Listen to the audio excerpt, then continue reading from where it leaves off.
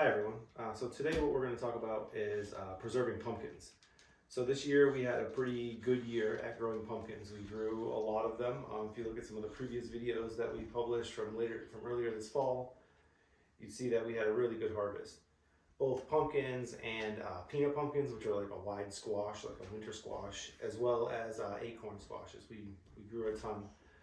We've been working through the squash, eating them as time goes on, but pumpkins, most of the time what we do is we actually preserve them to make other foods, mostly like pumpkin bread or pumpkin pie. We don't really eat them just by themselves.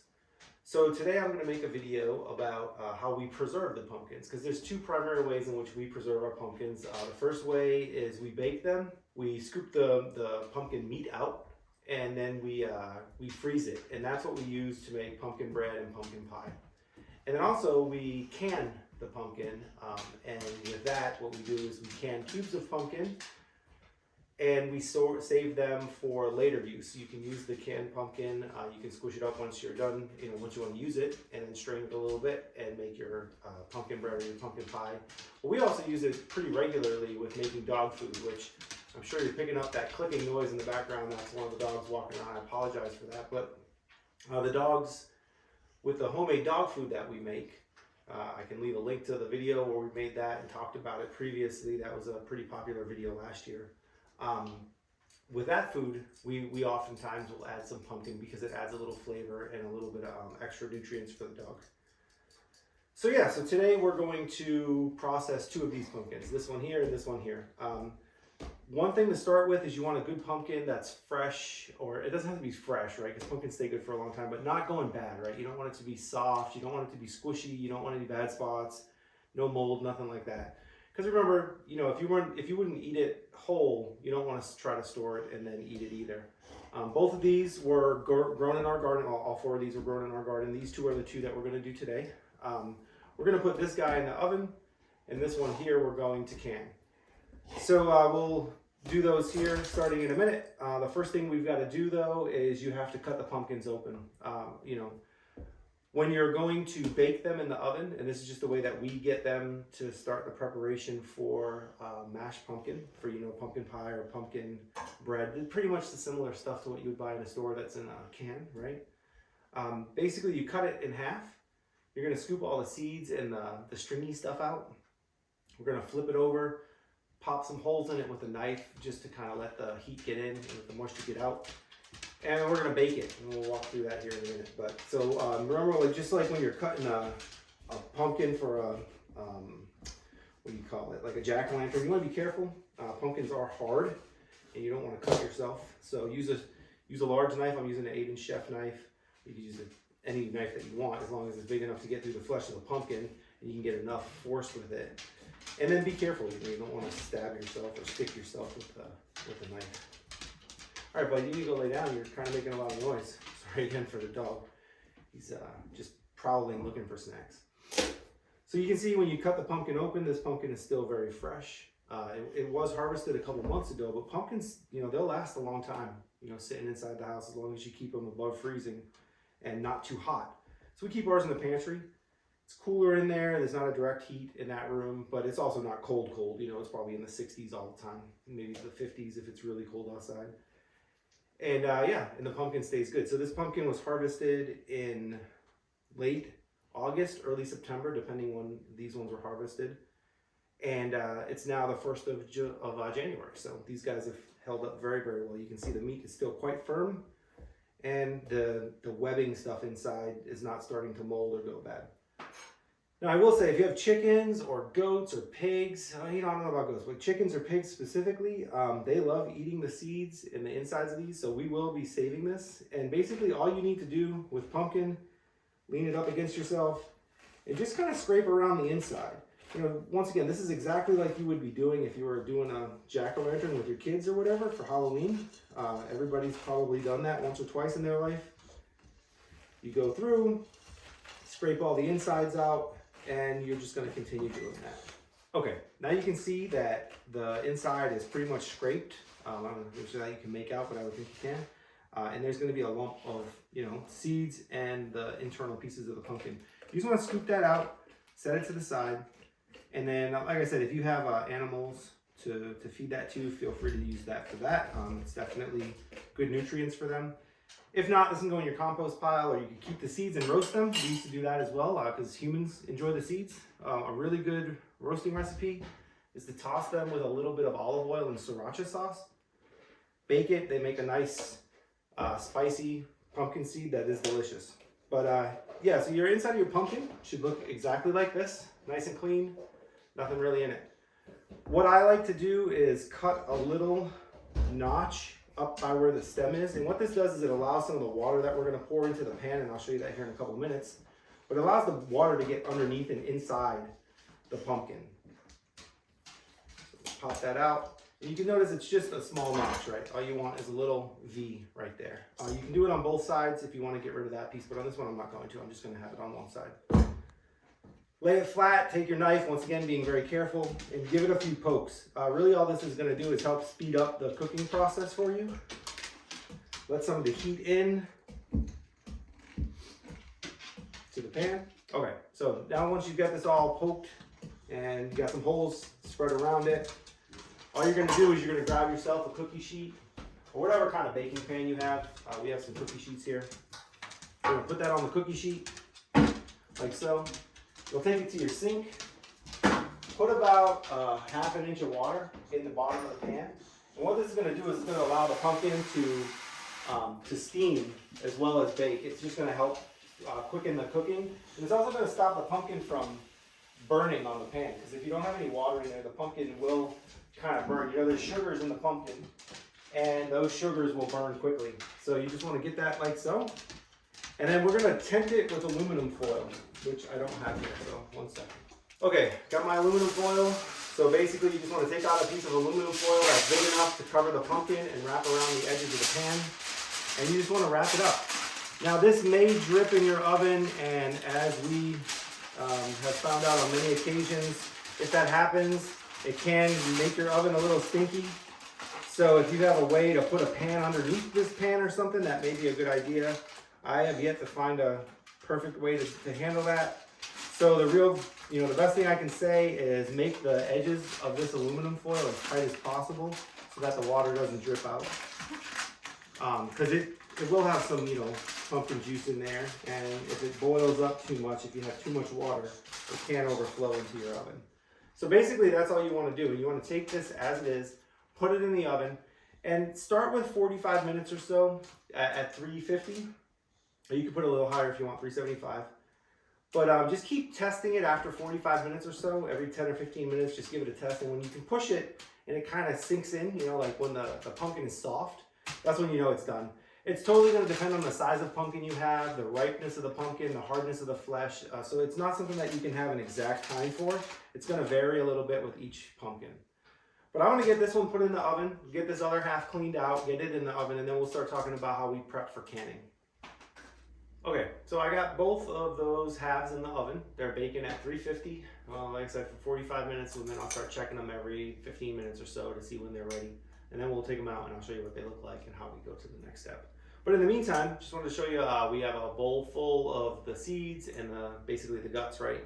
These will go to the chickens tomorrow. And any of the other pieces that we have, like the tops that I cut off so that I can let water in, this will just go in the compost bin. Nothing special to worry about there. Or you just throw it away if you don't have a compost. Or if you don't have chickens, you can also throw it away. The next one, what we're going to do is we're going to prep it for canning. This one's a little more entailed. So I follow the steps that are provided in this University of Georgia extension doc or book that they sell. This is a great book if you want to learn how to can or preserve, so canning, freezing, drying, whatever. They sell this at the University of Georgia's extension website. You can buy it there. I wouldn't recommend buying it anywhere else. I saw it on some third-party marketplaces for much, much more money. You can get this very inexpensively from the University of Georgia itself. It's got recipes, and really, I don't know if I would say recipes. Well, yeah, sure, recipes, but also really just steps to talk about how you should be preserving food and ways that are proven, and I'm going to say that specifically, these are proven methods to do things that are healthy and that are most, in the vast majority of the time, not going to get you sick, right? You'll see some websites out there telling you how to preserve some things, and maybe their pH levels of the canning stuff that they're doing aren't right, it's not acidic enough, or whatever. And you could get sick. You could get really sick from eating something that's not preserved properly. I realize that there are thousands of family recipes out there that have been going for generations, and nobody's gotten sick. And hey, that's up to you. If you want to do that, do your thing. Personally, I never got any handed down preservation methods or recipes, so I'm following what I know to be a proven scientific document, in which this is. This is researched by the university, and they test for proper sanitation and bacteria levels and everything post preparation. So anyway, I prefer this book. If you don't want to use it, that's totally okay. You do you, but this is what we use. So if you look in this, it talks about how you can preserve winter squashes and pumpkins, and that's the method we're going to follow today. Basically, what you want to do is you're going to take your pumpkin, you're going to cut it into slices. So we'll do the same thing we did just a minute ago. We'll cut it in half, we'll scoop out the seeds, and then we're going to cut it into slices. And then using this kind of peeler, you want a peeler that's handled like this. This is a good one for it because you can pull along the slice as you're peeling. I've peeled these before while they're whole, kind of like a giant apple, and to be honest, it's a pain in the butt. The way that they explain doing it in that book is much more doable, and it's much easier. So so let's give that a shot here. What we're going to do is, once again, we're going to cut the pumpkin in half, being very careful not to cut yourself. And, this doesn't have to be an exact half right here. If you cut it off center a little bit or whatever, it's okay, because you're really just going to chop this guy up into cubes and then can it. So it's really not that big of a deal, but give it a good chop down each side, meeting in the middle somewhere. Like I just actually missed that, but that's okay. So here we go. We can cut it and then peel it apart. You'll notice once again, we have a nice pumpkin, no mold, no soft spots. This pumpkin is nice and firm still, ready to be eaten without a problem. So basically all you have to do is exactly like the last time, scrape the insides out. All right, so we're starting to get all that insides out. We're just gonna put it in the same bowl as the other one, right? Just scoop it out. See, a lot of seeds in this pumpkin. The other one had less seeds. That's okay, the chickens love it. And if you were making homemade roasted pumpkin seeds, which we do make regularly, that's good, right? This is the pumpkins that have more seeds are better. The chickens definitely like the seeds more than they like the orange fleshy part, but they will eat both. Especially after the seeds are gone, they'll start picking at this, I don't know what this stuff is called, the slimy meaty stuff. I'm not exactly sure what the proper name of it is. But okay, so there you go. You can see that. I'm gonna give my hands a quick rinse. Okay, now my hands are washed. Basically, what you're gonna do is you're gonna cut that down the middle of where you cut it earlier. And you're just gonna kind of cut it into eighths, I guess. So go through, break that down, and then you can go this way with it if you want, or you can go this way with it if you want. It doesn't really matter. Whatever works for you. I like to follow the ridges of the pumpkin. It just makes it a little easier. And then when you're peeling, you don't have a ridge to deal with. So cut it down the ridge there. You set this spoon out of the way so I don't hit it with my knife. And then cut this one down the ridge. Once again, you want to be careful with your knife here. This is where proper knife handling is important. You don't want to cut yourself. So be careful. So so you basically want pieces that are like this, long, skinny pieces. Those are going to be very easy to peel. So once again, we're going to go through, cut down the ridge there. So you basically grab it, grab it like a handle. And then with the blade going this way, away from you, you can do this. And it is much, much easier than I've ever peeled any other winter squash. And the pumpkin is really just another type of winter squash, right? Or a winter squash is a type of pumpkin, depending on which way you want to look at it. But there you go, and you can see it peels very easily and very quickly. So you're just going to go through and you're going to do that for the whole pumpkin. And once you have all these peeled, then you can start prepping for the canning. You will come across some points, so this one doesn't have it, but I believe this one did. No? Here we go. There's a piece of the stem here. I don't know if you can make that out, but that's where the stem was. So maybe on this side you can notice it. It's kind of dark here, and then that's a lighter color. That's going to be really hard to peel, and you don't want to really eat that anyway. It's going to be hard. So just cut it off, right? You know, if you lose a teeny little piece of the pumpkin meat there, it's not a big deal. But then you'll have a nice clean piece that's not got any hardness to it, not a piece of wood. So yeah, just keep doing the same thing. You're gonna take the peeler and just peel. All right, so we have all of our pumpkin peeled. You can see all the pieces are sliced out and peeled. Everything's pretty good there. The recipe or the instructions in the So Easy to Preserve book call for 1-inch cubes. Now, I don't know if you can make that out, but right here is not even close to 1 inch, and over here is going to be a little bigger than 1 inch. So try to get it as close as you can. I personally err on the side of if it's a little smaller, it's probably okay than 1 inch, but I don't know if that's right. So if you have any input on that, feel free to message me in the comment section below.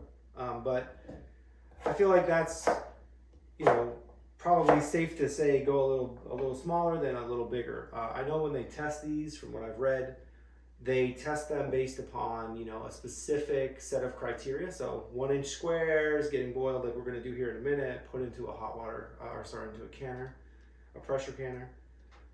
So, to make sure that the bacteria isn't hiding somewhere in there, or that we don't end up with too much mashed material in the jar as well. So you don't want to go too small, you don't want to go too big. Try to get as close to the recipe as possible. If you can't get exact, then use your best judgment, but try to go as close as you can. I'm going to go with 1-inch squares, as close as I can get to 1-inch cubes. And we're just going to pile those up. If you have a bigger piece like this, you can just cut it down the middle as you go, or you can cut it some other way. Whatever works for you to get to that 1-inch approximation there, work towards that. Now, if you're doing some other kind of vegetable or whatever, follow the instructions for whatever size it says to do. Like I said, they do a pretty rigorous set of testing from what I've read to ensure that these recipes are safe and that you're not going to get sick by following them, and that everything's going to work the way that it's supposed to. So just try to keep it as close as possible to the recipe guide. All right, pumpkin is all chopped up. We are nice consistent sizes, right around 1 inch square, all of them. Everything's chopped. Just make a nice big pile there. So you'll notice that we do have a lot of leftovers here. As I was talking about earlier, we have the chicken and possibly your own food if you want to eat the seeds. And you also have you'll have a lot of skins. You can use these for your worm bin, or you can use them in your compost, or if you don't have either of those, you can put it in the garbage, of course. There's really not much to do with the skin as far as I know. We put it in our compost, and hopefully, in a year or two, that'll be good for our garden to grow more pumpkins. Or next year, as we have pigs, we'll probably be giving a lot of these scraps to pigs. But for right now, that's what we got. So, okay, so you've got the pumpkin all chopped up. Now what do we do with it? Well, the next step is we're going to put it in some pans. So we have two stock pots here. We're just going to throw them in the stock pots. Just kind of evenly distribute them. It doesn't really matter. They're all going to end up going into cans at the end. This is just to try to get the cooking time to be consistent or similar. So what we're going to do is we're going to fill these pans, and then we're going to top this off with water. Basically, you want to fill the water to the top of wherever the pumpkin is. So, cover the fruit in here. And then we're going to put that on the stove, and we're going to get it up to a boil. And I'll have to take a look at the recipe. I believe we boil it for 2 minutes, but let me just take a look real quick here. Yeah. So if you have this version of the So Easy to Preserve, which is I think the 2-year-ago version, they do update this regularly with new information as they're testing things. So always try to go for the latest version. But what you want to do is on my version here, I was on page 95, is pumpkin and winter squash. And we basically want to cut these up, and we're going to get the water, put water in here, put them on the stove, get the water to boiling. Once it reaches boiling, we're going to let it boil for 2 minutes, and then we're going to turn it off. And then what we're going to do is we're going to take that hot liquid and these pieces of pumpkin, and we're going to put them into warm, sterilized jars, and then we're going to pressure can them. And we're going to pressure can them at 10 pounds of pressure for 55 minutes at pints, or if you're doing quarts, which we don't do, we do pints. But if you're doing quarts, it's 90 minutes. So it is a long pressure cooking time. 55 minutes is a long time to hear that rattle. So make sure you do this when you can step out of the kitchen for a couple minutes here and there, because otherwise the rattle will probably drive you crazy. But yeah, 55 minutes is what you're going to cook these at, pressure pan them at. But first, we got to get them heated up. So what we're going to do is we're just going to take some plain old tap water. You don't need to do anything special here, just water. Run that and fill them up. Once again, so you can see this is, here we want to put the water to the top of the pumpkin so that it's, full. We need enough of that liquid that we can get into the cans, because that's going to also be the packing liquid. So you don't use a separate liquid to pack these. They get packed in the liquid that they cook in. And it's important that you get water all around them, because that 2 minutes starts the cooking process. And when they did this study of, safety for how to can these things, that 2 minutes was used, and they know that that's enough to get this thing going to the point where the heat has gotten through the pieces of pumpkin enough to get it to a point where after it's been canned, it's hot enough, it's been sterilized, and you don't have to worry about any bacteria or germs in there. So I'm going to finish putting water in this one, get these guys on the stove. I'm going to cover them when I cook them, just so that we don't lose the liquid. And we'll get those turned on, get them cooking, and we'll come back when they're done and we're ready to start canning. Okay, our first batch of these pumpkins is done. The other pot is still on the stove. It hasn't finished boiling yet. So these came up to a boil, and we let them boil for 2 minutes, exactly like the instruction book said to do. And while these were boiling, what we did is we went ahead and got our jars. These are, wide mouth is the best, but we only have 4 wide mouths left that we haven't used so far this year. So we're going to use those to start, and then we'll put the rest in the regular mouths. The regular mouths work fine, but the wide mouth jars work much better for these larger chunked, pieces of vegetable. So if you have wide mouth, use them. If you don't, no big deal. It'll work fine in a regular mouth. It just makes it easier to put them in as well as pour them out later. When we're going to do this, basically all we're going to do is just like any normal time that we're canning. We're going to take the pan, get it close over here.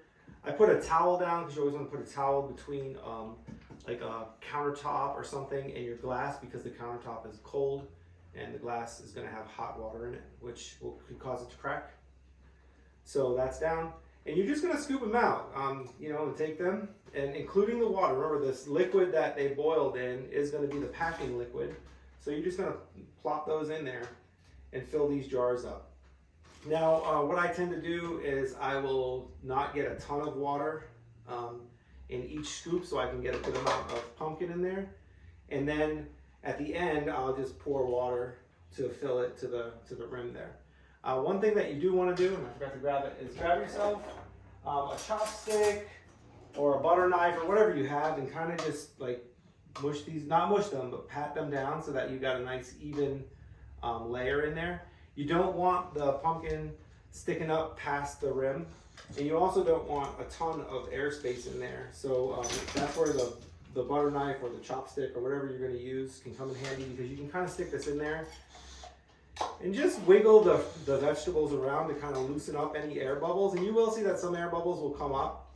And so you just get those out of the way, and then that jar is pretty much ready to go. So you'll take this off, put it on the next one. We have some lids here ready to go. Got 4 lids for our 4 jars. One other thing you want to do is, some people use vinegar. I occasionally will. Some people just use water. Sometimes you use a dry one. Just clean off the lip of the jar so that it's not, no liquid or any pieces of pumpkin or anything on there. That can impact your seal, of course. Get that tight, and then just put it in your canner. I got the canner setting here just so that I can do it on video. Normally I would do this over at the stove, but the angle isn't as good. So basically my canner is all set up here.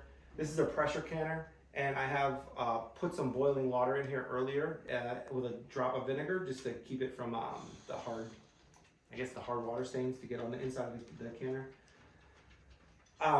And then that's cooled off a little bit. You don't want the boiling water where you put this stuff in there, but because this is no longer boiling, but it's pretty close. You want the water in the canner to be warm though, so that you don't crack your jars. All right, we've got both canners filled up here. We ended up making 9 jars. So I put the 4 largemouth jars in one container and 5 in another container, or in another pressure canner. That's not necessary, right? You can put them in either one, it doesn't matter. You could have mixed them. I didn't have enough space in one canner for a total of 9, so I just split them out, and 5 and 4. And we ended up with 4 of the wide mouths and 5 of the regular mouth. So as I mentioned, what we're gonna do is we're gonna take this, and I believe this is the right lid for this, let's see. Yeah, 915 is this one. So the shorter one, we're gonna put this on here. I don't know if you have never used one of these, definitely refer to the instructions for when you buy it. They're pretty straightforward though. You kind of just lock them up. There's a little arrow that you'll match up, and then you just twist these knobs up to get them in place.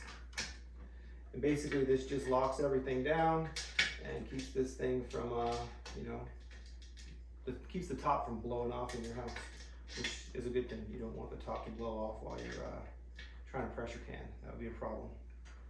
So yeah, get that on there, and then take your pressure canner and bring it to your stove. Now, of course, if you had this on your stove earlier, it would be much easier. I didn't, so I'm gonna move it there now. Same thing with this one. Find the arrow. So on my version, there's a little arrow right here, and there's a notch in the pan that matches the arrow. Put that in there. Get this started. Like so.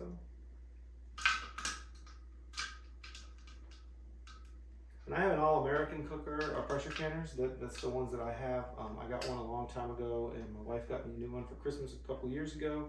I love these things. They are absolutely terrific. If you have some other one, I'm sure they work well as well. Just, if you're looking for a new one, I definitely don't have a reference or a referral code or anything, and I'm not gonna lie, these things are not cheap. They've gotten significantly more expensive than we first bought our first one. But I think they're well worth the money. They last pretty much a whole lifetime from what I can see. The one that we have over there is well over 10 years old. This one's a couple years old, and they work great. The weights are available pretty much, if you ever need to get a replacement weight, they're available. They have 5 and 10 and 15 pound weights. So once this comes up to temperature and the steam starts spitting out, you give it a couple minutes of the steam spitting out. You'll drop this weight on top, you'll wait for it to start rattling, and once it starts rattling, you'll look at the pressure gauge. It'll tell you that it's about 10 pounds of pressure, maybe 11 or 12. And then you just start your timer. You'll keep an eye on the temperature to make sure that it stays above 10 pounds of pressure. This thing will keep rattling a couple times a minute, or consistently depending on how hot you have it. And you just cook for as long as it says to cook it. So that's what we're gonna do. We're gonna put these on the stove, get them started. And while these are starting, I think our pumpkin is just about ready in the oven.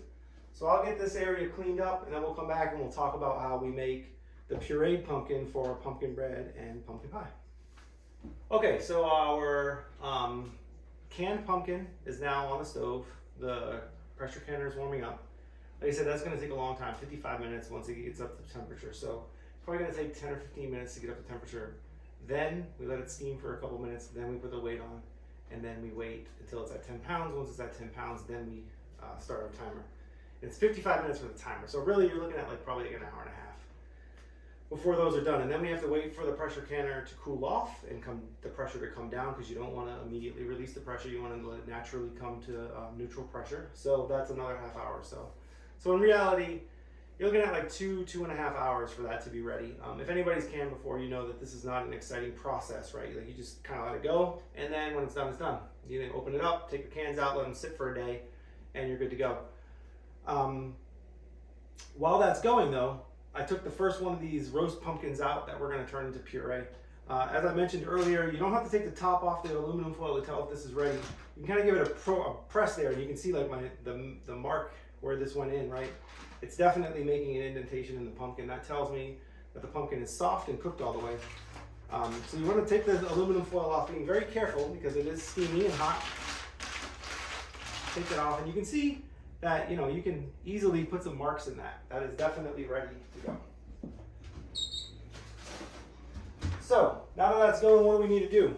Basically, this part of the job is pretty easy. It's hot, so you gotta be careful. Now you can't just let this sit and cool off for a half an hour. So if you want, that's a perfectly acceptable way to do this. I just want to kind of get it done before these things start hissing at us. So we're gonna do it now. You need a bowl or a pan or something, just anything that you can use to put the pumpkin meat in, and you need a spoon. This is really the main tool that you're gonna use for doing this work, is a spoon. We're gonna use the spoon to scoop out the meat, put it in here, and then what we're gonna do is we're gonna blend it, and then we'll strain it, and I'll show you how that works. And we did some yesterday, so I can show you the end product as well today. Basically, so what I do is I like to just take a knife, run it up the pumpkin, maybe make 2 or 3 slits. You'll notice it goes much, much faster and much, much easier. With the cooked pumpkin, the pumpkin is basically just soft at this point. There's absolutely no pressure required to pick it up. So you can see here, we're done with a piece. You can also notice that it falls kind of flat, right? It doesn't hold its shape anymore. It's cooked. And then you're just gonna kind of scoop the meat out. Now you do wanna be careful while you're doing this. You can accidentally get some of the skin, and you don't want the skin. The skin's not gonna hurt you. It's not gonna make anybody sick or anything. It's just that it's hard, and it'll like ruin what you're making, right? If you're making pumpkin pie, and then you get a chunk of, you know, hard nastiness in there, nobody wants that. So just keep an eye as you're peeling this stuff off. Take it off in layers. You'll notice what I'm doing here is I'm kind of scooping and then scraping. So I'll scoop a good amount of the top, and if I see a piece of skin in there, I'll scrape it off, take it out, and then I scrape, right? And I'll scrape right down to the skin. And that way I can still get all the vegetable out of there, right? I get all the meat out of the pumpkin, but not worry about breaking through the skin and getting a big chunk of skin in there. So you're just gonna keep on doing that. And as you're throwing it in there, just keep an eye, make sure you don't put any skin in there, and just be careful. You really don't wanna scrape too hard. It's better, in my opinion, to go and be a teeny little bit wasteful here. You know, leaving a little bit on the skin is better than getting skin in your final product, because the skin is really just leathery and it's not good. It'll make a bad product when you're done. You know, nobody wants to have that in their pumpkin pie or their pumpkin bread. So that's it. And you can see when you're done, you basically end up with just a little piece of pumpkin skin that can go in the peels and stuff from your other, you know, the other job that we did earlier. So that is really hot, as I mentioned. So just be careful as you're picking it up. Give it a flip. It might break apart on you. That's not a problem. That was one of the nice things about putting the water in the pan, is that it won't stick, it won't burn. It's just going to be there. I'm going to turn that oven off because the other one's still in there, the other half. So okay, so we're going to just keep moving along here and keep scraping. Like I said, so like right here, I have a piece that has some skin on it. I don't know if you can make that out, but we want to pick that out. We don't want that skin to end up in the final product. So just make sure that you're cognizant and constantly paying attention to not getting any skin in the final product. All right, we're in the final stretch with these pumpkins. So I've scraped out all the meat from those pumpkins, or from that pumpkin, and you can see we got a fair amount of pumpkin meat in here. You can see it's already pretty mashed up, right? It's all pretty soft already. Look at that, I got a piece of skin in there. Can you pull that out? Somehow that slipped past me. That is what you don't want in your pumpkin. Make sure that you're paying attention. Evidently I got distracted from something. But yeah, you can see it's kind of mashed up already. It's soft, but it is pretty liquidy. And so what we're gonna do is we're gonna blend it so that we get a nice smooth consistency. And then we're gonna strain it. So I just have my blender, right? And now you may need to add some water to this. And I know that may sound a little weird because I just said that it's already a little watery. But just to get it to blend well and to get it nice and smooth, you may need to add a little bit of water. And if you add that little bit of water, it's okay, because you're gonna strain this later, and when it's straining, that water will just strain right on out. So fill up your blender. Get your blender filled up to wherever the manufacturer of your blender says, you know, you should fill it to. And then once you've filled it, give it a whip at whatever the highest setting that you have is. You know, you might want to start it at the lower setting and then bring it up. Just do whatever you normally do with your blender. But basically what you're looking for, you want a nice, smooth, very, very smooth consistency. So what I'm going to do is blend this up. I can see that this is probably going to blend, but this is the point where I would add some water if I needed some. So I could just go and open the top of this up, grab a cup of water. I can just do it here as an example. And you can just pour some in. You don't have to put a lot. You know, maybe a couple tablespoons would be fine. Just enough to kind of give it a little liquid, you know, to get that blending going. All right, then you just want to give it a check. So open it up and make sure that it's smooth. If it's still lumpy, which this is not, then you're good to go. Then, you know, do a little more. Sorry, if it's still lumpy, give it a little more. If not, then you're good to go. We're good to go. It should be a consistency of like baby food. You want it to be very, very loose and very, very, just, you know, puree. So it's going to look just like what you get out of a grocery store can of pumpkin. You know, it's smooth. You know, you could pretty much use that as baby food at this point. You know, quite literally, you could probably feed that to a baby. But at this point, what you're going to do is you're going to get a metal bowl and you're going to drain it. So I'm not going to do that on camera for you guys, though. I'm going to show you what one looks like. Because we did these yesterday, and I have some already done. Let me just pull this out here. And so what's going to happen is you're going to set it in a strainer, and you're just going to let it strain. And it's going to drain water, and we've emptied this water 3 or 4 times already. So, yeah, just take that water. What I have done in the past is give that water to the chickens. The chickens do like that water. But you'll end up with this nice, thick puree that is quite literally exactly what you would get if you went to the grocery store and got it out of a can. I don't know if you guys can make that out, but it's real pasty almost. It's just a perfect puree. This stuff is exactly what you want to use when you're making your pumpkin pies, your pumpkin breads, any of those recipes that call for a can of pumpkin puree, right? Just use this instead and know that your pumpkin is actually pumpkin, right? And you know where it came from. You know what went into it. If you grew it in your garden, then you know that there was no pesticides put on it unless you put some on. There was not a bunch of chemicals sprayed upon it unless you put some on, and then you made the decision of what you wanted to put on there. One thing I will note is you can definitely tell there's a difference in color here.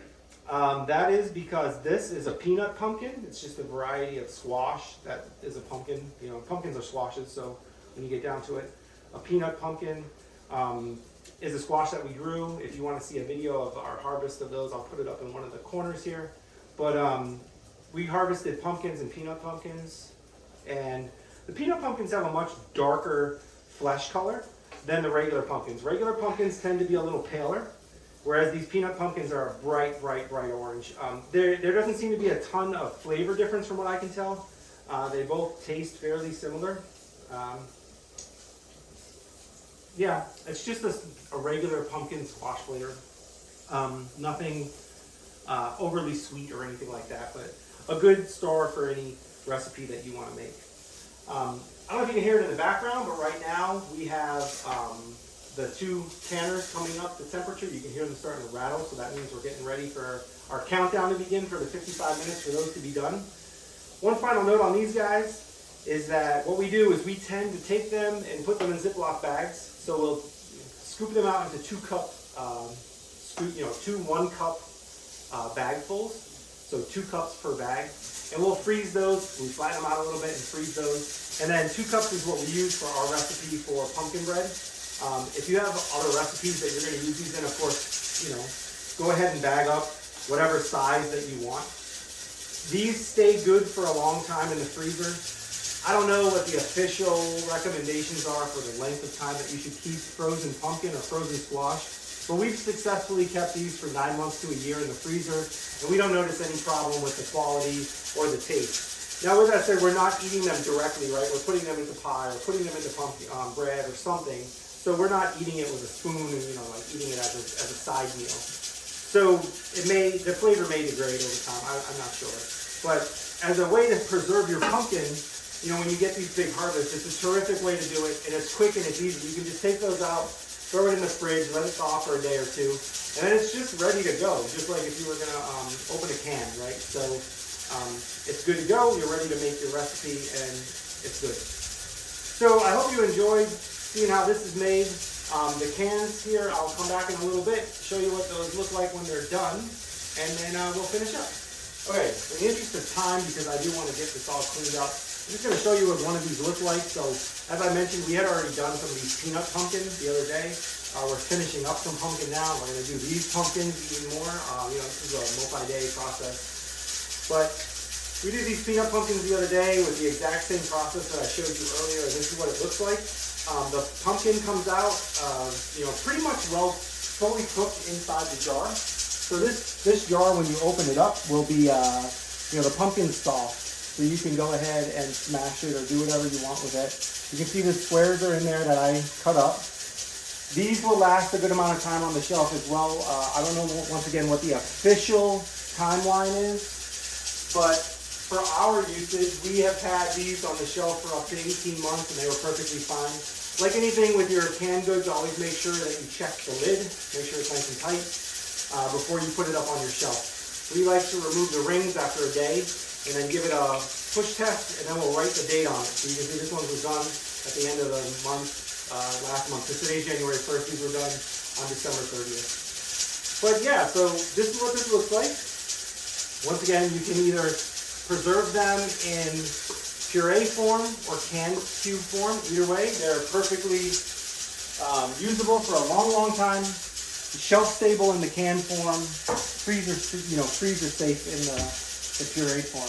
Hope you enjoyed this. I hope that you learned something. If you have any tips or tricks or things that you think that I could do better, please feel free to leave a note in the comments below. We're always looking to do things better. I didn't grow up doing this. We're learning as we go. I try to read and watch as many YouTube videos and read other articles as I can to get this figured out, but I'm still learning. So if you have something that you'd like to add, please feel free to do so. I appreciate your time. I hope you guys have a great weekend and a Happy New Year as well. If you like this video, please give us a thumbs up, like the channel, or subscribe to the channel, like the video, and share with your friends if you enjoy this, because we're trying to get our channel up past 350 subscribers, which we just did, I think, a few days ago, and looking to grow that to maybe, hopefully get to like 500 or something this year. So if you could share it, we would greatly appreciate it. All right, well, thanks for watching. I hope you enjoyed this, and see you around.